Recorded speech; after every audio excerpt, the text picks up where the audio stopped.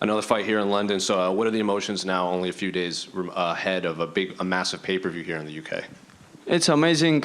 I always want to fight in London. Since watching first time ever UFC event in 2016, I'm on third time in London card. Was it difficult getting an opponent for this card? I know you've been calling out a lot of these higher-ranked guys, and then when they announced this fight, I think people were surprised maybe you didn't get a bigger name for a pay-per-view like this. We got like 5 names from top 15, but matchmaker, he said, only guy available is Jafel Filho, but nobody else accepted. What can I do? Did they tell you who? Did they turn you down, or were they just not available? Machnell said he doesn't want to fight in England. I don't know, maybe cage size difference, or maybe weather, or maybe his heart broken. But Sumaderji, Chinese guy, Tim Elliott is injured. David Dvorak didn't accept, and Amir Albazi. But David Dvorak blocked me, by the way, on Instagram because I tagged him on the story, calling him out. I didn't say anything disrespectful. I said, let's go March 18. Well, moving forward, I know like your last few fights have been here or Fight Island. Would you be open to going to the US to fight these guys if they don't want to come to the UK to fight you? Yes, I heard there's an international fight week, 8th of July. I just been told, but I want to fight there. I will go and fight on the yard, you know. Well, of course, you have to get through Saturday against Jafel. So what do you make of him as an opponent when they approached you with his name? Jafel? I don't underestimate him. He's Brazilians. They have rough life, so he will be hungry for debut, as I was for my debut hungry. And but I think his skill average, like average skills, yeah. Was it weird being on the same card as Jake? I know you guys have had some history with each other. Have you run into him at all in this hotel? I just actually came to face to him. He didn't say one word, and his dad started backing him up. I don't understand. If my father was in front of me and I'm a UFC fighter, I wouldn't stand behind my dad. I would jump over and slap the guy. So he didn't say any word. I don't know, this guy is not same in real life. I know these kind of guys. I grew up in England, and Twitter is different life. I feel like every time you fight here, there's someone that you have some issue with in the flyweight division. So I guess what is it about you that all these flyweights either don't want to fight you or have some problem with you? I just been in Tiger Muay Thai training with Charles Johnson. I've been in American Top Team training with Cody Durden. I said to Malcolm Gordon, if you need any help, we're in this room, we can help you too. I'm okay, but guys like Jake Hadley is like, I don't know what to call them. Yeah, I don't want to swear, but you know, he didn't say one word. At least say something. Don't stay behind your father. I feel very bad on his father. Old man, like I didn't want to even say anything because old man in front of me. It's like I imagine it's my father, you know. Yeah. Last one for me. How do you see the main event playing out between Kamaru and Leon? I think it's a good fight.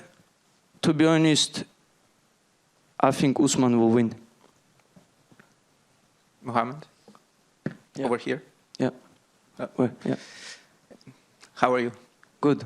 You? I'm fine, I'm fine. As the youngest fighter on the UFC 286 card, how do you handle the pressure of being a rising star in the sport at such young age, if you feel pressure at all? What pressure? I don't have any pressure. I have huge support. With this kind of support, what pressure can you feel? And what do you think that sets you apart from the other fighters in the flyweight division?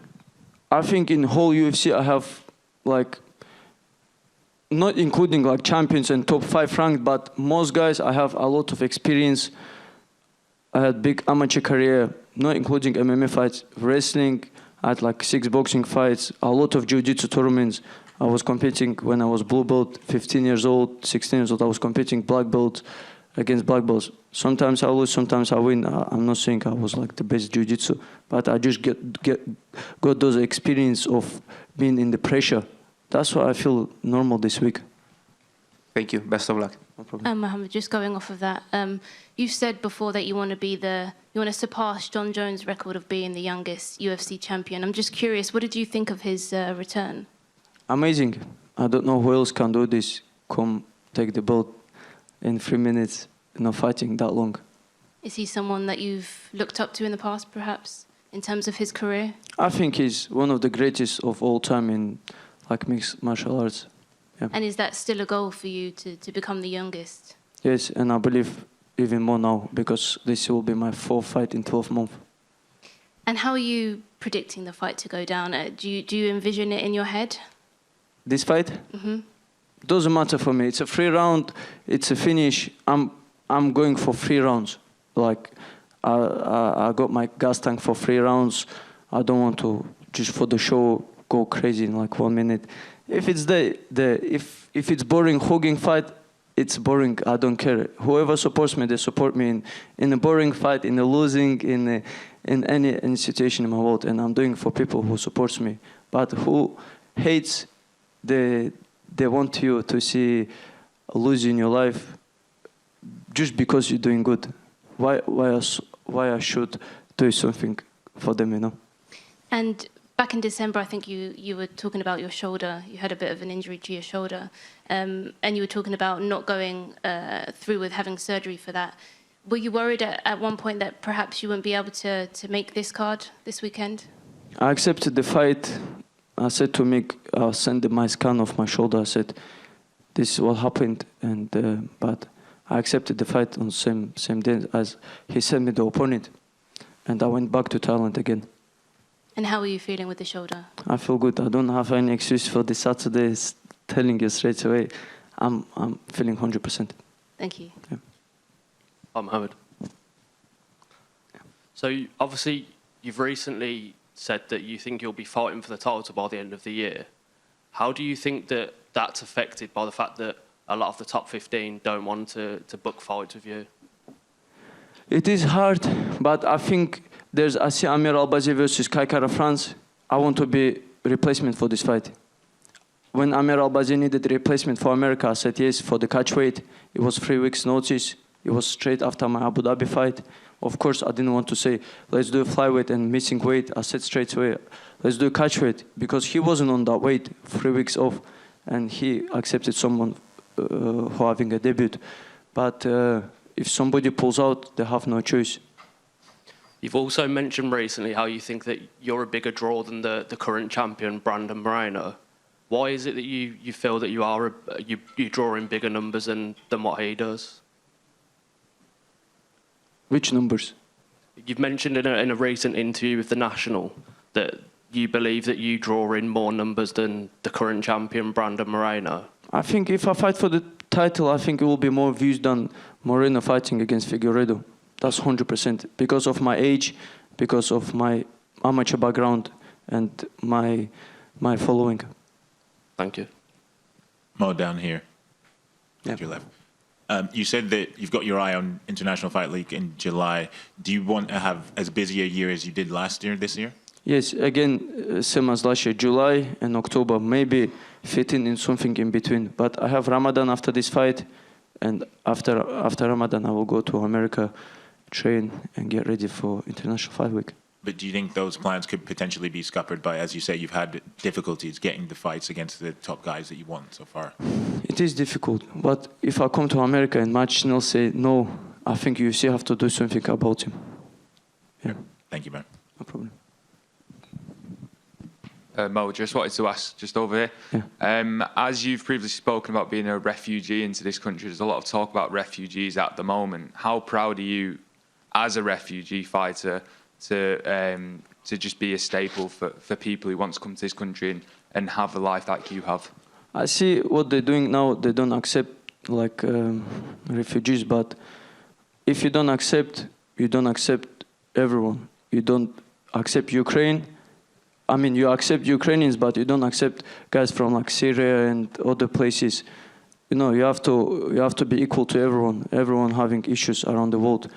But I just want to be example for the government and to show that some refugees can be beneficial for the country. Hi, Mo. You've been on such an incredible run, including your amateur career.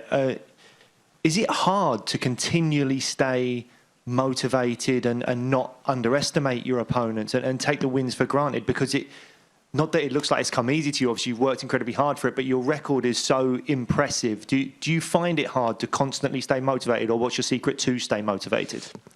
I think one lesson I took from 2022 to not underestimate opponents. Like Malcolm Gordon, I grabbed him in first round and I'm thinking, is this the black belt? And then second round I start giving out positions, start feeling too confident. But now I took this big lesson, and every second is important for me in the cage now. I'm motivated for every single fight.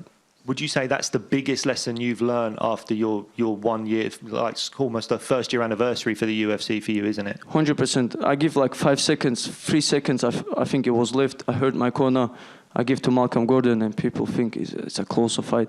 If I really want to, if I have rematch against Malcolm Gordon, it was my third fight in like 6 months. My body, mentally, I'm motivated, but my body wasn't there, you know, because it's hard to make weight and fight, especially in hot countries like Abu Dhabi. And but that's why you cannot give them even 2-3 seconds, because casual MMA fans want to see extra 10 seconds. Thanks very much. Best of luck on Saturday. Thank you.